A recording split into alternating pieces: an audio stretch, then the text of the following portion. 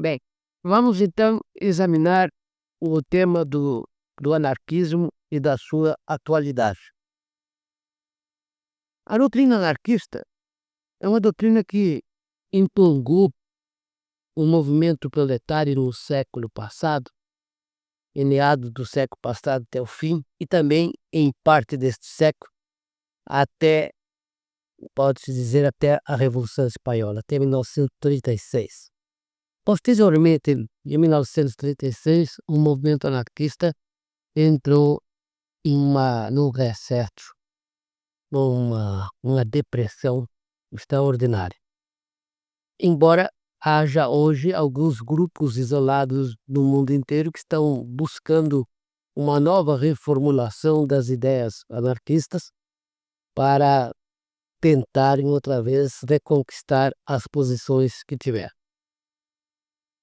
A doutrina anarquista tem as suas origens nas próprias ideias liberais. Elas surgem das ideias liberais que nós não devemos confundir com liberalismo, nem muito menos com manchesterismo, que já são formas viciosas das ideias liberais. As ideias liberais, elas tiveram seu surto, sobretudo, durante o período do Renascimento, naquele instante em que os príncipes desejosos de poder tendiam para o caminho do nacionalismo, isto é, da formação das grandes nações. Ora, o conceito de nação é um conceito confuso, porque, ou digamos melhor, para falar uma linguagem filosófica, é um conceito um tanto equívoco até. Porque nós encontramos o termo nações empregados pelos romanos, como Cícero empregado, encontramos o termo nação empregado inclusive na Bíblia, mas no sentido de um povo que se formou, que nasceu, que se constituiu, e não no sentido que os príncipes procuraram dar nesse período do Renascimento. Porque os príncipes quiseram forçar o conceito de nação na sua origem mais genuína, para significar propriamente o Estado político. Porque se nós procurássemos saber em que consiste, qual é a essência da nação, eu vou falar de um tanto por alto para poder entrar na matéria propriamente, que é a matéria do anarquismo, da doutrina anarquista. Para um conceito de nação exigiria, primeiro, uma unidade étnica, uma homogeneidade étnica, uma mesma língua, possivelmente ou não um mesmo território, e o mesmo direito, mesmos princípios éticos ou morais. Ora, se nós observarmos assim, nós não poderíamos chamar de nações países como o Brasil, que etnicamente são complexos, não poderíamos chamar de nação a Suíça, que tem vários idiomas, várias línguas, e tem também elementos étnicos heterogêneos, e mesmo a própria Inglaterra não poderia ter chamada de nação. De maneira que o conceito de nação não é esse. As definições oferecidas pelos juristas através dos tempos também não efetuaram. Na minha obra, Um Problema Social, uma obra em 9 volumes que eu publiquei, eu faço uma análise dos conceitos de nação através do tempo e vou mostrando que todos eles não resistem a uma apreciação filosófica. De maneira que a nação é uma pseudo-ideia, fundada em alguma coisa real, porque então seria um conceito primitivo de nação, fundado em alguma coisa real, mas projetado de uma maneira indevida, porque nem a base, nem a estrutura formal, nem a estrutura material são as mesmas. Consequentemente, o conceito não, mas o termo é equívoco, porque os conceitos nunca estão equívocos, são os termos. Muito bem. Ora, os príncipes, desejosos de poder, desejavam naturalmente aproximar e de subordinar outros povos, e para terem justificativas dessa subordinação, eles então usavam os argumentos étnicos, como por exemplo nós vimos Hitler usar o argumento étnico para fazer o Anschluss, ou então a homogeneidade histórica, ou por exemplo, a região no seu sentido ecológico, para forçar que todos, por exemplo, na Inglaterra, a unidade inglesa se funda na paternidade da ilha britânica, para poder justificar a formação de um só Estado, de um só governo. Então, consequentemente, os príncipes usaram de todos os subterfúgios possíveis para convencer os outros povos a serem incorporados no seu povo. Para isso, naturalmente, manejaram as minorias políticas, manejaram as divergências políticas, financiaram as oposições para justificar. No meu livro, eu descrevo historicamente a formação dos grandes estados europeus e mostro como se processou toda essa atividade política. Consequentemente, a proporção que o Estado se torna mais poderoso, que o Estado se torna mais avassalador, que o Estado vai tomando posse cada vez mais da vida política, social e econômica de um povo, como consequência, surge uma adaptação a essas condições adversas que geram as chamadas ideias liberais. Isto é, as ideias que vão lutar ou que vão defender o princípio da liberdade humana, não só sob a contrapressão do Estado, mas contra toda e qualquer pressão que se possa exercer sobre o indivíduo.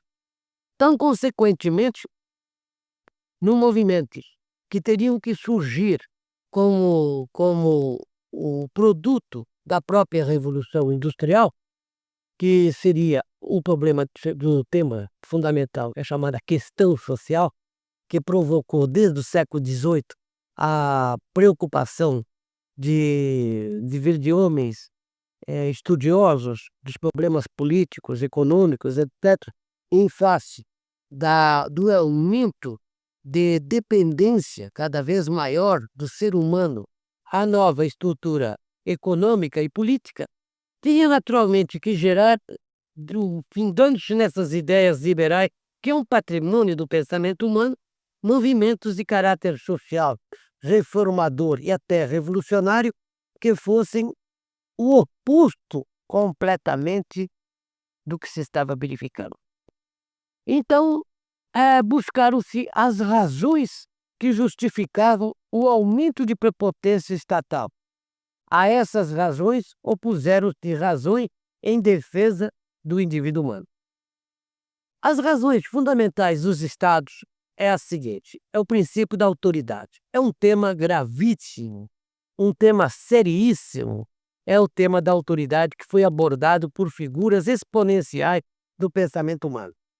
Eu tenho um trabalho nesta obra sobre a autoridade, na qual eu analiso a doutrina de Tomás de Aquino, que é uma das mais seguras que foram apresentadas até então. Mas eu me baseei no princípio da autoridade numa base sociológica, completamente distinta da base que São Tomás coloca. E na base sociológica eu verifiquei que a origem fundamental, a origem mesmo da autoridade é o termo comum que preside as relações sociais mais complexas. Eu não posso desenvolver esse aspecto, mas vou passar por alto. Os que quiserem e puderem lerão esse trabalho e verão como eu coloco o tema da autoridade sobre outro aspecto que então vai justificar certas teses que são contrárias à concepção da autoridade como ela é comumente feita. Fundamentando de que a ordem social não pode se dar sem que haja uma autoridade que presida devido ao egoísmo humano, e nós sabemos muito bem que o egoísmo, a egolatria, o egocentrismo, etc., geram uma série de atitudes psicológicas que provocam relações sociais opositivas. Então, consequentemente, há necessidade de um poder regulador da sociedade, porque o homem tem tendências malevolentes, tem tendências perniciosas. Ora, em oposição a esta tese, punha-se a tese contrária, de que o ser humano, as suas tendências não são malevolentes, as suas tendências são normalmente benevolentes, que, portanto, o homem pode conviver com seus semelhantes em sociedade, levado pelo seu próprio pulso, para a convivência na qual as relações sociais seriam positivas, não havendo, consequentemente, a necessidade de se instaurar um poder para regular essas relações. Quer dizer, espontaneamente, o ser humano pode, em sociedade, encontrar o melhor modo de vida. Nós encontramos essas ideias desenvolvidas no pensamento muito conhecido daquele Jean-Jacques Rousseau, que, em certo ponto, tem um grande papel na formação das ideias do anarquismo. Embora antes de Jean-Jacques Rousseau nós encontremos pensadores libertários como John Payne, que era um periodista inglês que teve um papel muito grande nas lutas políticas da Inglaterra e cuja obra tem muito valor, mas está completamente esquecida. Nós encontramos o Godwin, também um inglês, o Ovid, que também defendeu ideia de caráter anárquico, libertário, vamos dizer assim, também que servem de base e de fundamento nas concepções libertárias do século XIX. Mas o anarquismo no século XIX foi se estruturar com a figura de Proudhon. Proudhon era um homem que podíamos classificar em socialista.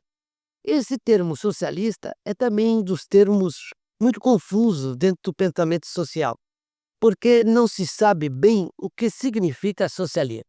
O que se sabe, buscando na sua formação, é o seguinte: havia um jornal na Inglaterra em que um cidadão escrevia os artigos em defesa da iniciativa privada, em defesa dos princípios liberais. E ele afinava os seus artigos com um individualista. E no outro jornal começaram a aparecer alguns artigos em contradição aos artigos deste individualista, em que se defendiam os interesses da coletividade ameaçados pelo desenvolvimento da liberdade individual, sobretudo na economia, sobretudo por causa do manchesterismo, etc. E este se atenava ao socialismo. E este individualista e este socialista deram os nomes à ideia individualista e ao que se chama ao socialismo, que puseram-se a opor-se no decorrer do século XVIII e no princípio desse século. Com o XVIII, XIX e desse século também. Bem, muito bem. Agora, a figura fundamental do anarquismo é inegavelmente Proudhon, porque Proudhon era um autodidata, era um operário gráfico, um homem de um talento extraordinário. Ele tinha muita leitura, mas desordenada, como é natural e comum aos autodidatas que não têm uma certa escolaridade nos seus estudos. Leem tudo, leem muito, assimilam muitas coisas, mas existem muitas confusões.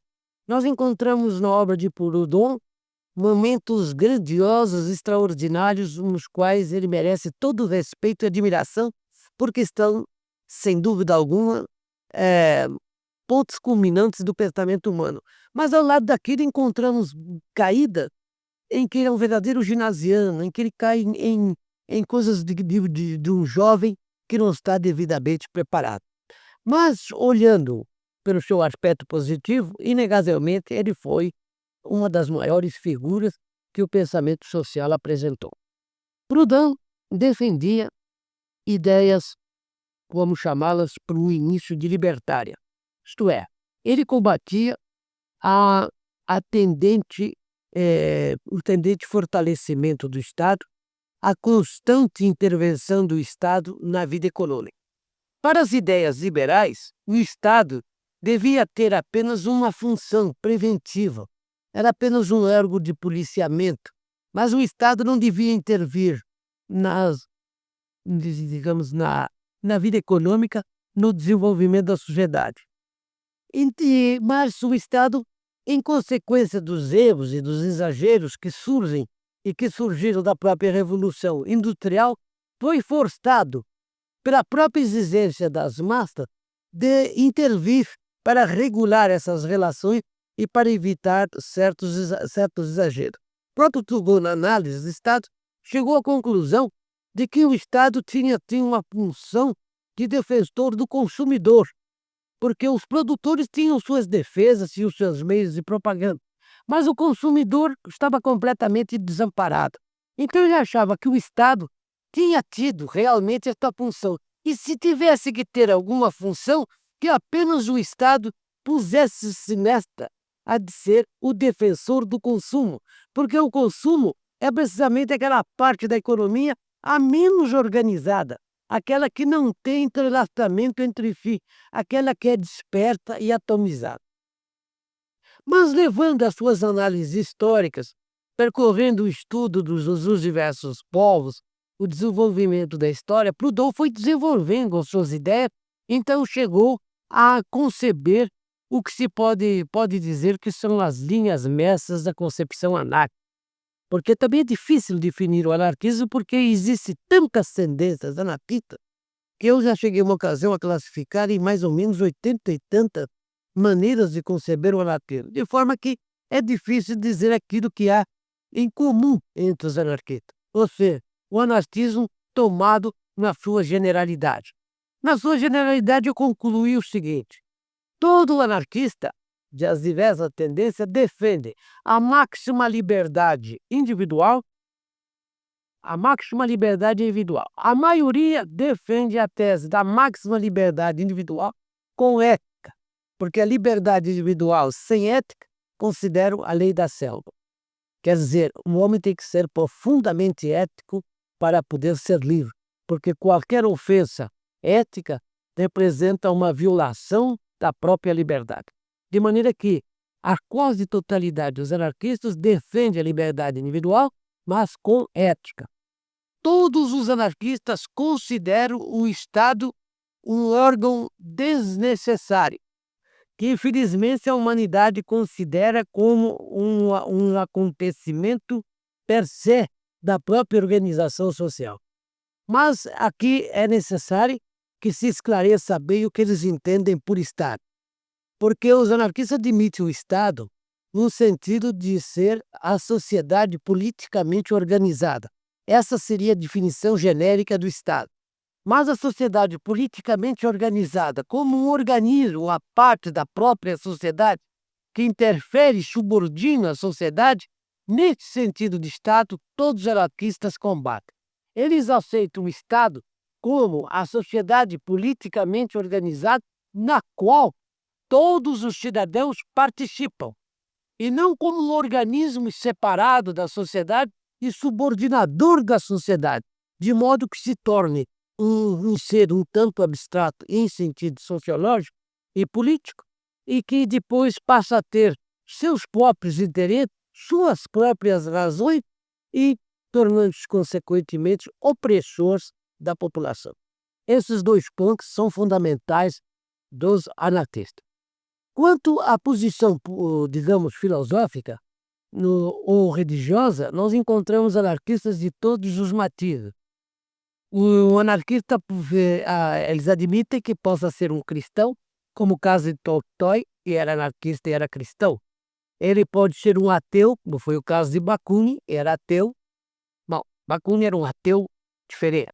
Vamos ver o Kropotkin, que seria ateu, mas também anarquista. Bakunin não era propriamente ateu. Bakunin era ateísta, ele admitia a existência de Deus, mas revoltado contra ele. Ele era a criatura que se revoltava. Ele sabia que Deus existia, mas se opunha a Deus porque Deus exercia sobre ele a sua pressão e o seu domínio.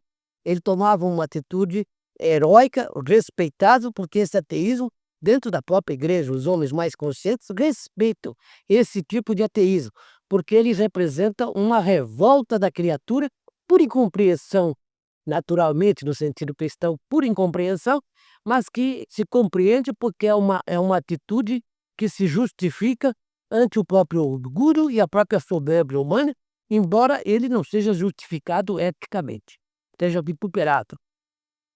De maneira que nós encontramos entre os anarquistas individualistas, como foi o Max Stirdes, que foi um filósofo alemão, aliás, um dos grandes teóricos do anarquismo, dos maiores, como nós encontramos individualistas aristocráticos anarquistas, como foi Nietzsche, que era um anarquista individualista aristocrático, Nós encontramos anarquistas também individualistas, como foi, por exemplo, aquele grande teatrólogo sueco, Ibsen. Temos o Strindberg, também outro grande teatrólogo, também foi anarquista. Temos o maior crítico, o crítico de arte e literatura do século passado, que foi Branca. Foi um homem, o grande descobridor das grandes personalidades do século passado, como foi o descobridor de Nietzsche, o descobridor de daquele poeta alemão, judeu alemão, famoso poeta que esteve para a França, né? Jaime. Me bem descobridor de outras personalidades que não preciso me alongar, que ele descobriu. Ele era também anarquista. E nós encontramos, então, o pensamento anarquista muito vário, muito heterogêneo, mas em suas linhas gerais, nesse sentido. Agora, ele tem também aspectos específicos distintos. Por exemplo, o anarquismo espanhol, que foi a região mais forte do anarquismo, que até 36 foi, pode-se dizer, a região mais poderosa do anarquismo, e também em Portugal. Esse anarquismo era um anarquismo federalista, isto é, da formação de pequenas comunidades, pequenos estados, estados não nesse sentido, mas no sentido dele, isto é, uma sociedade politicamente organizada, na base dos municípios, é que se federassem na formação de uma confederação de estados para atender os interesses coletivos. E já diferente, por exemplo, do anarquismo alemão, que já se funda no sindicato, que é sindical. E outros tipos de anarquismo que tiveram até um sentido corporativista, fundando-se no princípio das corporações da Idade Média, que foi servir de modelo para a formação do fascismo italiano. Porque também o fascismo italiano tem a sua origem em alguns elementos anarquistas, porque o próprio Mussolini teve uma fase da vida dele em que ele foi simpatizante do anarquismo. Depois ele passou-se para o socialismo e depois do socialismo ele tornou-se fascista. Mas ele conhecia bem o anarquismo. Em suma, a ideia anárquica é a seguinte: ela baseia-se na possibilidade que tem o ser humano de viver normalmente com seu semelhante, se for fulto e entregue a si mesmo, que o homem é por natureza benevolente.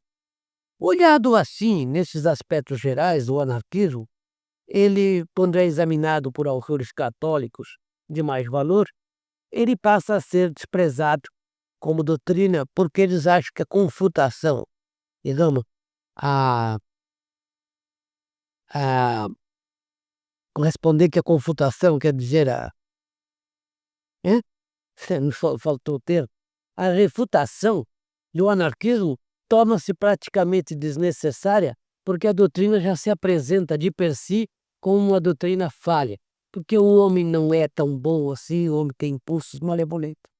O homem é ambicioso de prestígio, o homem está sujeito ao orgulho, está sujeito à soberbia, o homem está, portanto, sujeito a querer exercer o seu predomínio sobre os outros, e que deixar o homem livremente, ele não constituiria uma sociedade harmônica, mas de qualquer maneira se uniriam grupos para dominar outros, e os que têm o maior poder, digamos, o maior trato social, acabariam por exercer o domínio sobre os outros e, consequentemente, iria se abrir o caminho através da instalação do Estado.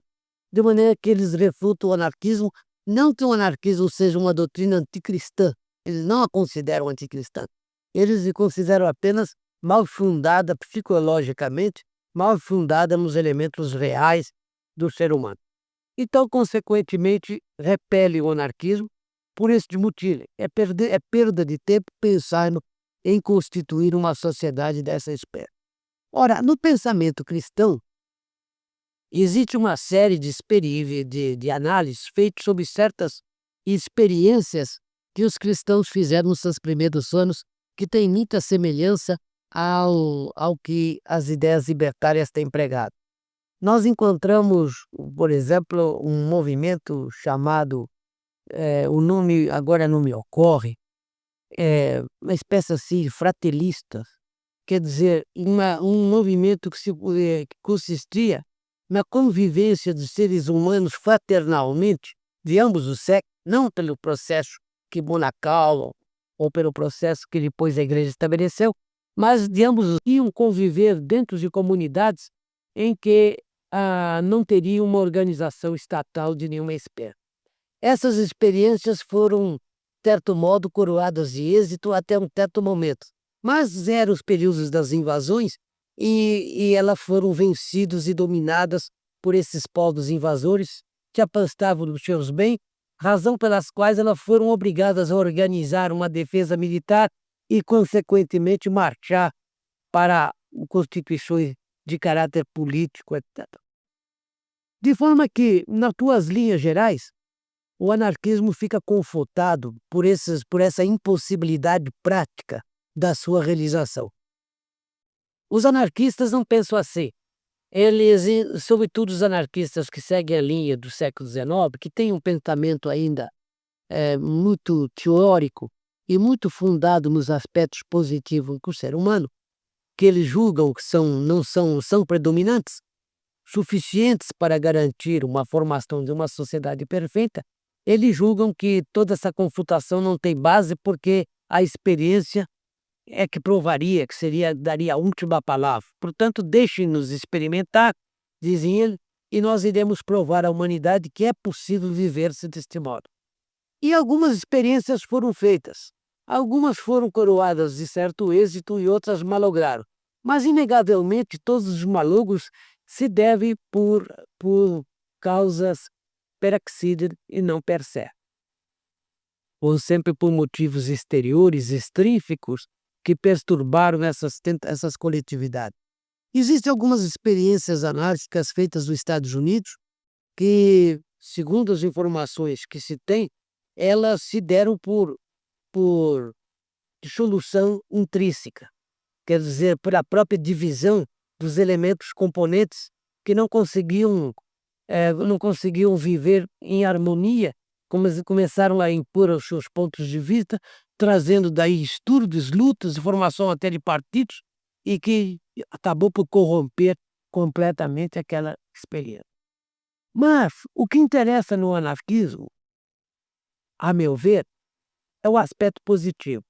E esse aspecto positivo deve ser considerado, porque os anarquistas, fundando-se nas ideias liberais, eles possuem uma série de ideias de uma positividade inegável e que podem ser aproveitadas. Nós temos que partir, a meu ver, meu ponto de vista, que eu estou expondo, atualmente os senhores poderão discordar, os senhores têm todos os direitos de discordar e podem manifestar a sua discordância, eu quero apenas expor o meu ponto de vista. Segundo minha posição, que eu analiso, é o seguinte: inegavelmente, um Estado, da maneira que está constituído na sociedade, é um mal. E não é um mal necessário, porque isso não é um desenvolvimento per se da própria ordem social, mas sim per accidere, por uma série de acontecimentos fortuitos que gestaram e permitiram a transformação do Estado político, em vez de ser a sociedade politicamente organizada, com a presença de todos os cidadãos, passou a ter formas sociais opressivas em consequência de ter se desligado da própria sociedade. E isto nasceu do vício do próprio desenvolvimento histórico do Ocidente, sobretudo, porque este problema é mais ocidental do que oriental, que no Oriente ainda não surgiu propriamente a especulação toda desta matéria, mesmo porque os estados orientais não chegaram a ter organizados com aquele excesso de poder que nós conhecemos no Ocidente. Embora tenhamos estados todo-poderosos que sucederam no Oriente, mas foram muito passageiros. No Ocidente já estão se prolongando desde o século XIII para cá, que eles estão se desenvolvendo cada vez mais até chegarmos a esse estado que nós estamos vivendo hoje, em que o mundo está sendo dividido indevidamente em duas partes que ameaçam a sua mútua destruição. De maneira que o anarquismo possui uma série de aspectos positivos que devem ser considerados. Primeiro, este excesso de poder do Estado.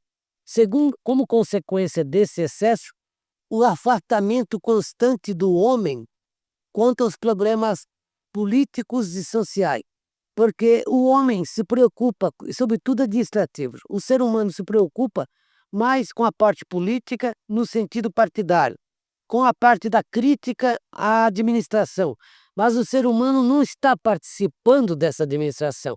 E todos nós somos capazes de dar uma contribuição à administração pública. Enquanto que o Estado, formando-se com uma burocracia, com um departamento à parte, ele tende fatalmente a ficar dominado por grupos que passam a transformar os próprios funcionários em escravos da própria organização, submetidos à própria organização e os mais sacrificados, em benefício de grupos transeuntes que são os beneficiários de todo este poder. Então, consequentemente, nós não podemos negar que tudo isso apresenta uma série de malefícios muito grandes, que o anarquismo tinha, portanto, a razão na sua crítica. Agora, a constante participação do ser humano na administração é uma tese cristã, que nós observamos em todos os grandes autores que a Igreja apresentou, sobretudo na obra de São Tomás e na obra de Soares e de Juan de Mariana e de Vitória. Nós encontramos a defesa, que são os grandes traçadistas do direito moderno, são os grandes construtores do direito moderno. Esses homens defenderam, no princípio democrático, a seguinte tese: a democracia se caracteriza e deve se caracterizar pela constante participação cada vez maior de todos na coisa pública. A forma ideal é que todos participem da coisa pública e de maneira que a própria organização política da sociedade seja a própria sociedade que se organizou. Quer dizer, neste caso, o Estado se confundiria com a sociedade. E tem expressamente por São Tomás Portuário, e apesar de que isso lhes provocou uma certa incompreensão e até perseguições. Soares sofreu tamanhas perseguições que as obras de Soares foram queimadas em praça pública, onde ele defendia esta tese. E na Inglaterra foi proibida a leitura das suas obras em consequência de defender ele temas dessa espécie. Então, esse pensamento é um pensamento cristão. A própria concepção da Igreja na questão social, ela estabelece, desde Leão XIII para cá, de que o papel do Estado deve ser apenas um papel supletivo. O Estado só deve interferir na sociedade, no desenvolvimento da sociedade, naquelas funções, ou deve ter aquelas funções que as organizações particulares não estão aptas a realizá-la. Ora, estas funções são, entretanto, se for possível, e da proporção que seja possível, transferi-las para as próprias organizações populares, o Estado deve ceder. Esse é o pensamento cristão. Então, nesse caso, o pensamento cristão seria a concessão cada vez maior da diminuição do poder estatal. Eu não compreendo de outro modo. Pode ter que algum cristão pós-católico queira me contrariar, mas eu não compreendo de outro modo. Pela leitura das obras católicas, eu chego a essa conclusão, que a abertura do Estado ceder tanto quanto possível, de maneira que o Estado só possa permanecer naquilo que os particulares, que os indivíduos na sua organização não sejam capazes de realizar, que então o Estado tenha que realizar, a ponto do Estado chegar a ser o que menos governa. Era o ideal do liberalismo. Quer dizer, o melhor Estado é aquele que menos governe, como foi o pensamento dos homens que fizeram a independência americana, a tal ponto que George Washington, quando lhe apresentaram a possibilidade de assumir o máximo poder, ele preferiu renunciar e não aceitar a governança dos Estados Unidos, porque ele disse: eu não posso contrariar as minhas ideias. Eu não posso assumir um poder tão alto porque eu sou contrário ao poder do Estado. O Estado, para mim, deve ser o que menos governa.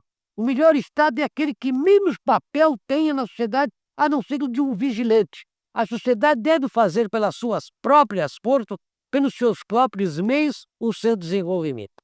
Mas o desenvolvimento da ciência e o desenvolvimento da técnica criou, então, a impressão de que, a não ser o Estado, nós não podemos fazer nada.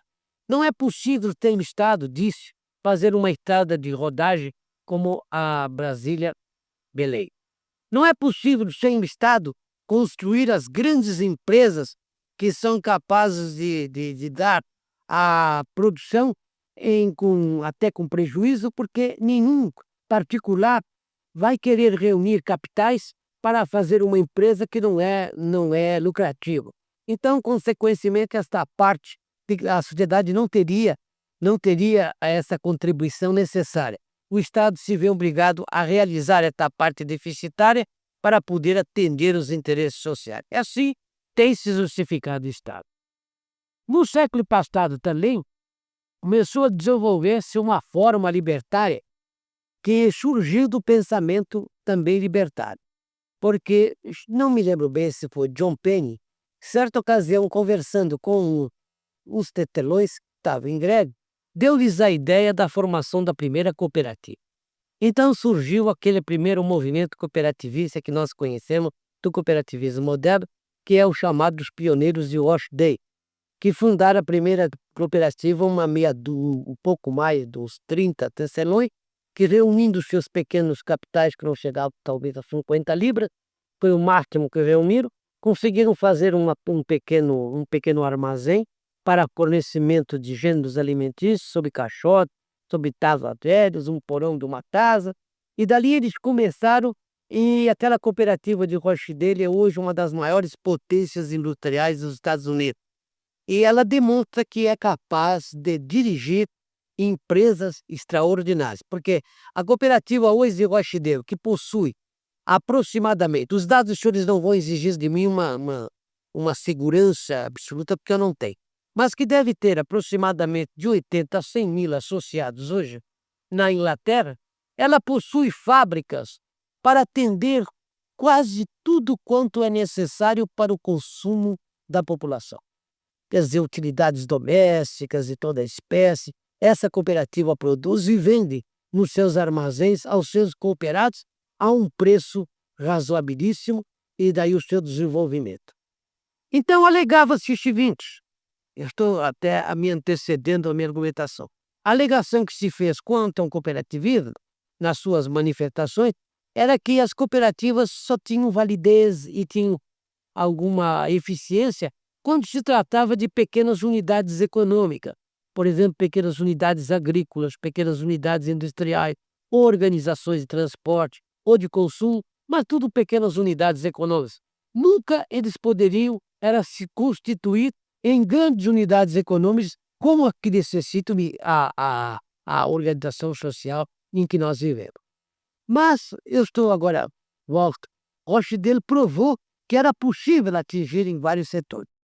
E eu me lembro muito bem de leitura de certos autores do século passado que alegavam, por exemplo, que jamais uma cooperativa seria capaz de construir estradas de ferro que servissem, por exemplo, aos interesses do povo de um país.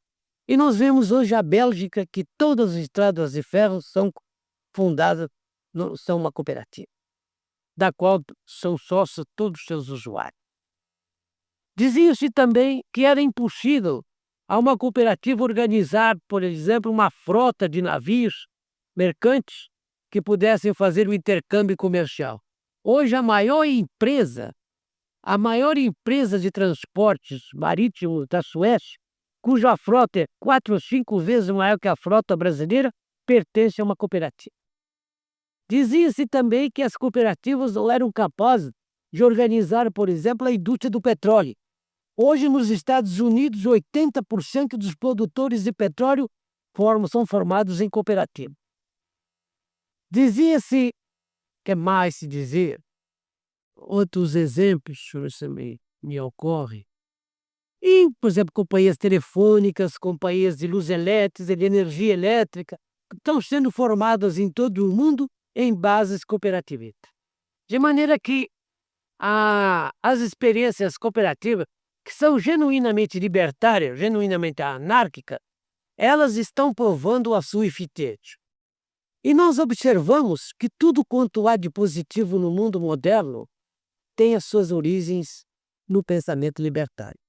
Por exemplo, na minha infância, Eu digo minha infância porque eu creio que ninguém tem a minha idade aqui, talvez não tenha vivido o que eu vivi. Na minha infância, os jardins públicos eram fechados e pagava-se entrada para entrar num jardim público.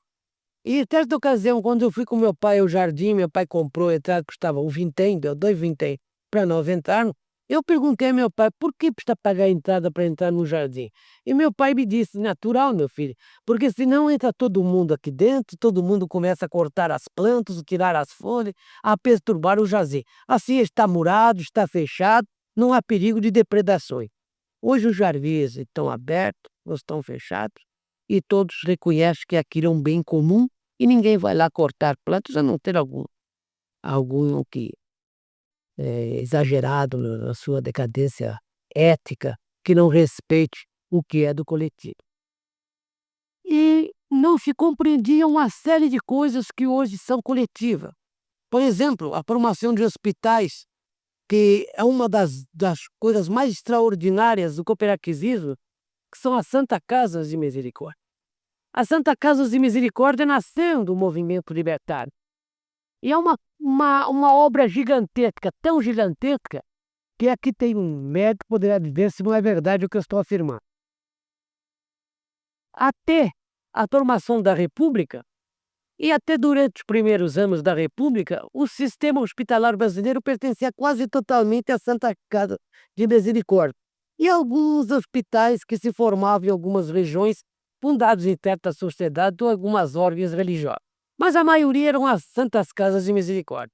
Pois bem, as Santas Casas de Misericórdia, nessa época, tinham leitos em relação às necessidades nacionais em número muito maior do que tem hoje o sistema hospitalar brasileiro, que está aquém das necessidades reais da atualidade. Havia muito mais facilidade. Me lembro, da minha infância, de hospitalizar uma pessoa numa Santa Casa do que hoje em São Paulo entrar no Hospital das Clínicas.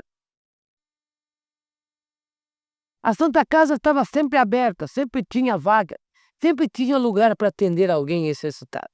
E hoje então, ele sabe muito bem como custa para conseguir ser atendido no Hospital das Clínicas.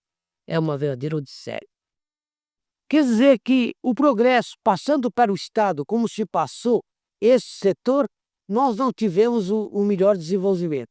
E os países que têm o sistema hospitalar melhor organizado são aqueles em que os hospitais surgem da iniciativa privada coletiva.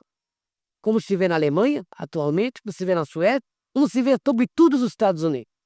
Nos Estados Unidos nós temos, por exemplo, o ensino. É quase totalmente, menos o primário, o ensino secundário e ciência superior é quase totalmente de iniciativa privada. É o país que possui o maior número de universidades. Davi deve ter pela casa de 2.000 ou mais universidades. Não há lugar nos Estados Unidos, numa cidade de 30 ou 50 mil habitantes que não tenha sua universidade. Não discuta a qualidade delas, mas tem. Tem universidade, toda surgida da iniciativa privada. Os Estados Unidos é um dos exemplos mais extraordinários da presença das ideias libertárias, porque houve um grande movimento libertário nos Estados Unidos. E aqueles autores que dizem que os libertários não influíram quase nada nos países nórdicos, só influíram nos países latinos, estão completamente enganados, porque toda a prática dos países nórdicos é uma prática libertária. E houve uma influência muito grande das ideias fundamentais. Então nós observamos, não propriamente das ideias fundamentais, digamos assim, mas mais daquilo que praticamente a concepção libertária propôs. Por exemplo, hoje o conceito de ciência, esta vitória que se observa entre os cientistas que estão vencendo as divisões políticas, esse fenômeno espantoso que se observa na Antártica, que se observa no Ártico, que cientistas soviéticos e cientistas americanos convivem na maior harmonia entre si, vencendo todas as resistências que a políticas e ideologias formaram. Esta é uma vitória que vem do princípio libertário, que quer romper com as fronteiras.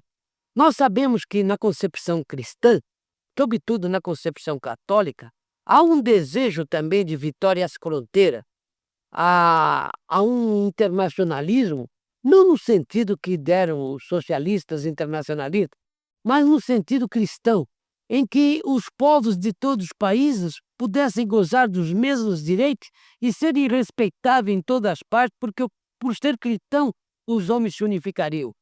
E eu, há pouco tempo atrás, lendo uma passagem de um grande autor da igreja sobre esse assunto, dizia ele que nós conseguíssemos na sociedade humana devolver ao povo a administração de maneira que o povo se organizar a dominar todo o aspecto administrativo e político da sociedade, nós teríamos iniciado o caminho para abrir a fronteira, porque os povos não querem guerra, os povos não querem separações, os povos querem união.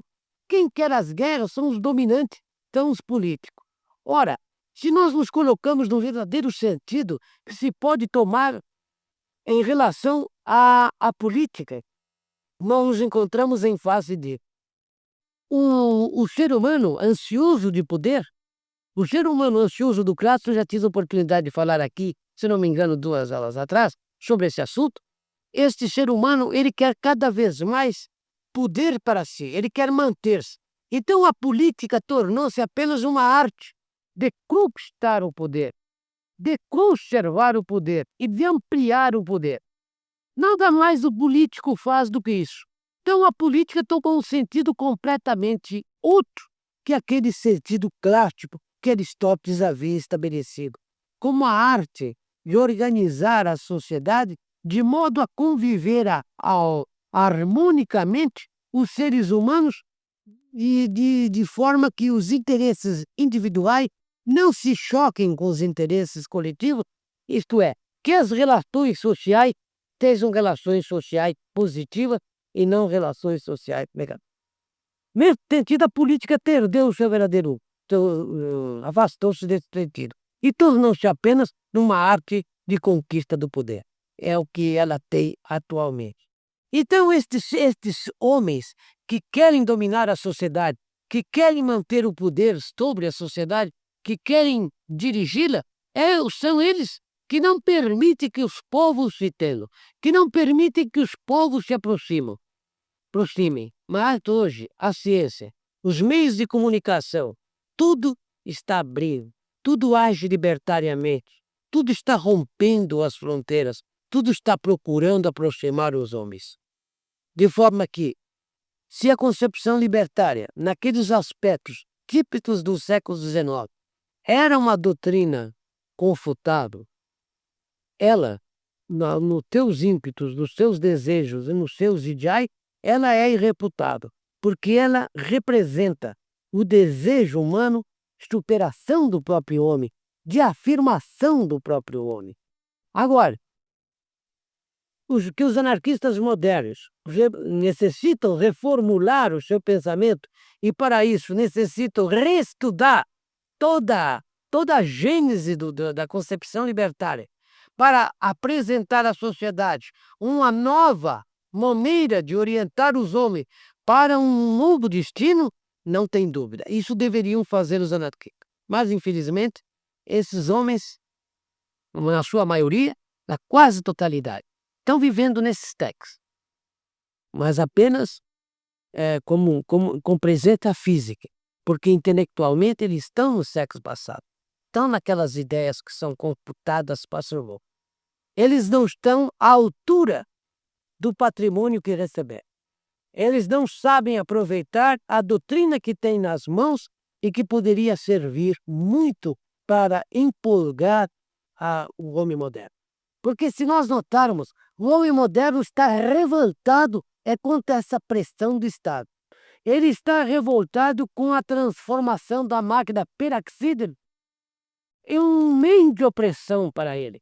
Quando a técnica, quando o instrumento, que é a base da formação da técnica, é feita para libertar o homem, para aumentar o seu poder produtivo, prolongar os seus meios de domínio sobre o universo, de forma que ele possa dominar a natureza, porque a ciência, no fundo, deseja chegar a esse domínio da natureza em favor do homem. Quando tudo isso viria em benefício do homem, começa tudo isso a reverter em ação contra o próprio ser humano, e ele se revolta. E isto por quê? Percebe? Com esse fatal da própria técnica? Não. É apenas do mau aproveitamento da técnica, que em vez de se tornar libertadora do homem, tornou-se opressora. E nós hoje nos sentimos naquela situação que se sentiram todos os povos nos seus momentos cruciais e que são crepusculares e também marcam o término dos grandes ciclos culturais. É que aquilo que o homem cria de maior, aquilo que aquele ciclo cultural criou de mais extraordinário, de mais poderoso, passa a ser o que o destrói, a força que o destrói. Assim, por exemplo, o sacerdócio dos egípcios, que foi o máximo poder criado, e a tua religião passou a ser destrutiva do próprio povo de redes.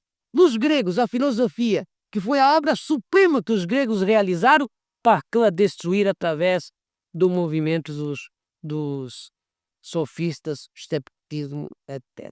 E no Ocidente, aquilo que o Ocidente, que é a nossa civilização cristã, realizou de mais alto, que é a ciência, passou a ciência com o que ela produz, com o que ela realiza, a ser ameaça da nossa própria destruição, cujo símbolo maior é a energia atômica, que é a bomba de hidrogênio, que hoje passa a ser o que de mais alto o homem realizou até aqui, a ser precisamente a sua maior ameaça.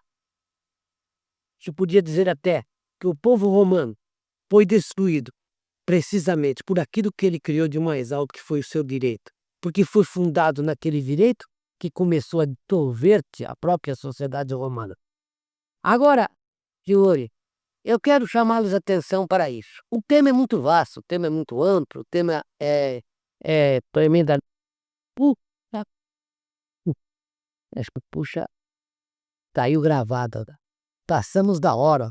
Temos que interromper aqui. Passamos meia hora da hora marcada, mais de meia hora, né? 11h30, nem perceber.